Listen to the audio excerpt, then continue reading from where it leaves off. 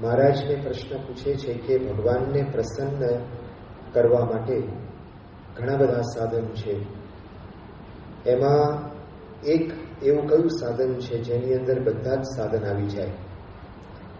શ્રીજી મહારાજ પોતે જવાબ આપે છે કે ભગવાનનો દ્રઢ આશરો. આશરાના 3 પ્રકાર છે: મૂળપણું, પ્રીતિ અને સમજણનું. મૂળપણાનો જે આશરો છે, બહુ જાજુ સમજતો ના હોય, જ્ઞાનની વાત કંઈ સમજતો ના હોય, પણ એક વખત વાત સાંભળી ઘેર બેસી ગઈ તો એને મૂળપણાનો આશરો કહેવાય. વિજાપુરના વજીબા હતા અને શ્રીજી મહારાજના પરમહંસો ત્યાં વિચરણ કરતા હતા. રામદાસ થકી વાત સાંભળી કે મહારાજ પોતે ભગવાન છે, આ વાત એમના અંતરની અંદર બેસી ગઈ. હવે સામાન્ય પોતે હતા, આમ તો પરોક્ષ ભક્તિ કરતા હતા, પણ મહારાજના સંતો મળ્યા, વાત સાંભળી, અંતરની અંદર બરાબર બેસી ગઈ. શ્રીજી મહારાજ પણ પોતે પરીક્ષા કરવા આવ્યા, પણ તે છતાં વિજાપુરના વજીબા પોતે એમના આશ્રમમાંથી ડગ્યા નહીં કે શ્રીજી મહારાજ એક ભગવાન છે. તો મૂળપણાનો આશરો. બીજી વાત કરે છે પ્રીતિ. અતિશય પ્રીતિએ કરીને પણ ભગવાનની અંદર જોડાયા હોય. ગોપીઓ શ્રી કૃષ્ણ ભગવાનમાં પ્રીતિએ કરીને જોડાયા હતા, પણ એ પ્રીતિ છે ને બહુ ગાઢ પ્રીતિ હતી.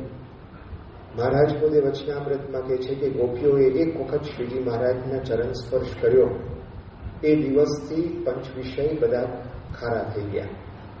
આવી પ્રીતિ, ઓર્ડિનરી નહીં પણ એક્સ્ટ્રાઓર્ડિનરી પ્રીતિ. પછી સચ્ચિદાનંદ સ્વામી હતા શ્રીજી મહારાજના સમયની અંદર. મહારાજ પ્રત્યે જબરજસ્ત પ્રીતિ હતી અને મહારાજ વિદાય થાય ગઢપુરથી, સચ્ચિદાનંદ સ્વામી પોતે આમ છેલ્લું મહારાજનું છોગું દેખાતું બંધ થાય, મૂર્છાવશ થાય, લોહીના ટશિયા ફૂટી નીકળે, આવી જબરજસ્ત એમને પ્રીતિ હતી. અને છેલ્લી વાત આવે છે સમજણ. તો મુક્તાનંદ સ્વામી ને બ્રહ્માનંદ સ્વામી પોતે કહે છે કે અમારું અંગ સમજણનું છે.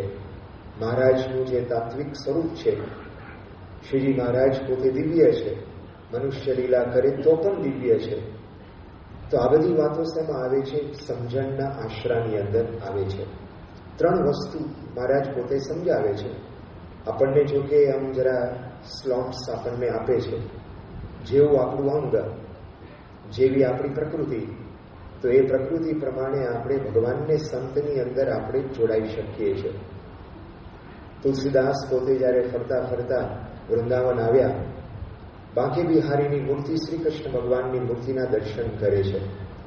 તુલસીદાસ તો પોતે રામ ભક્ત હતા, દર્શન કરવા આવે છે. એ વખતે મૂર્તિ આગળ પોતે બોલે છે, કહા કહું છબી આજ કી, ભલે બિરાજો નાથ, તુલસી મસ્તક તબ નમે જબ ધનુષ બાણ લિયો હાથ. તુલસીદાસને ટેક રામચંદ્ર ભગવાન પ્રત્યે હતી. એમને શ્રી કૃષ્ણ ભગવાનનો અનાદર નહોતો, પણ એ વખતે આ પોતે સાખી પોતે બનાવીને બોલે છે. અને બાંકે બિહારીની મૂર્તિ છે ને ધનુષ બાણ હાથમાં ધારણ કરે છે. રામચંદ્ર ભગવાનના સ્વરૂપે દર્શન આપે છે ત્યારે તુલસીદાસ પોતે ત્યાં આગળ માથું નમાવે છે.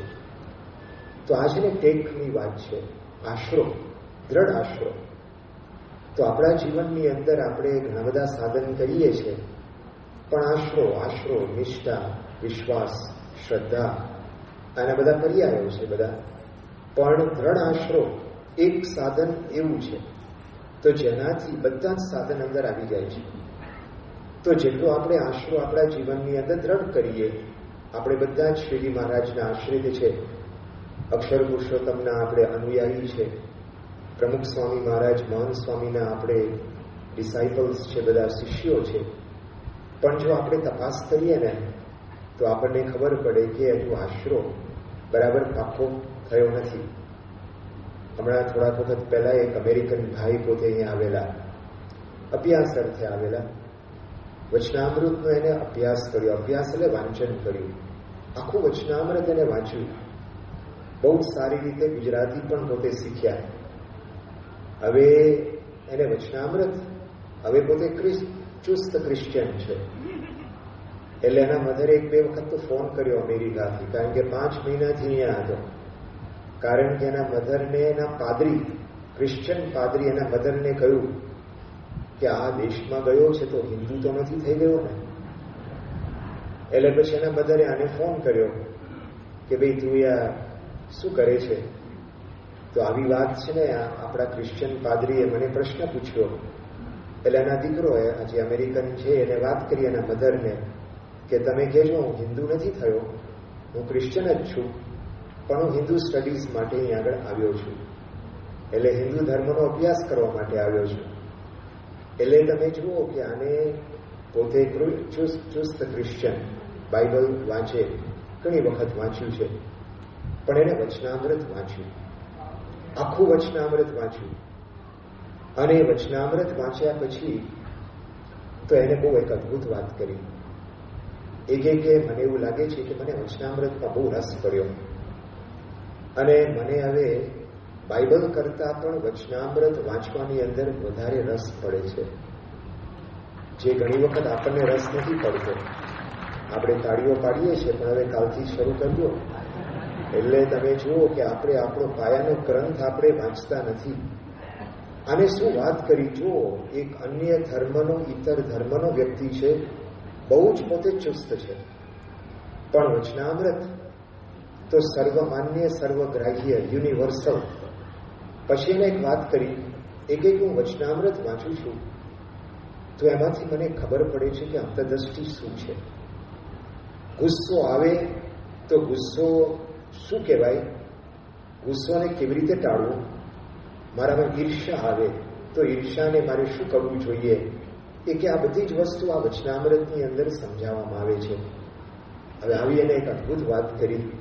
આપણે વિચાર કરીએ, આપણો જ ગ્રંથ છે, પણ જો આપણે વચનામૃત વાંચીએ તો આપણને અંતર્દૃષ્ટિ થાય આપણે ક્યાં છે, આપણને ખબર પડે આપણે કેવા દ્રઢ આશ્રિત છે, આપણે કઈ પ્રકારનો આશરો છે. પહેલા તો આપણે એ વિચાર કરીએ મૂળપણાનો છે, પ્રીતિનો છે કે સમજણનો છે. તો મહારાજ પોતે આપણને કેટલું આમ સરસ અને સરળ આપણને બતાવે છે. તો એને આવી એક અદભુત વાત કરી. તો વચનામૃતમાંથી જ તો આપણને આપણું માપદંડ, આપણે કેવા સત્સંગી છે, ક્યાં આપણે છે, શું આપણને નડે છે, ક્યાં આપણે અન્ય આશરો આપણો રહે છે, તો આ બધી વસ્તુ આપણને ખબર પડે છે. તો જ્યારે આપણે વાંચીએ ત્યારે આપણને ખ્યાલ આવે છે. શ્રીજી મહારાજે આવી એક અદભુત વાત કરી, કેવું આપણને ફોકસ આપી દીધું, ઝીરો ઇન કર્યું, આખું સીધું આપણને બતાવી દીધું. બસ એક સાધન, બધા જ સાધન આવી જાય. તો આપણી આ સંસ્કૃતિ છે, આપણો આ ધર્મ છે, આપણો આ સંપ્રદાય છે. એક પુસ્તક અંગ્રેજીમાં બારે પડ્યું છે, યોગી કૃષ્ણ પ્રેમ.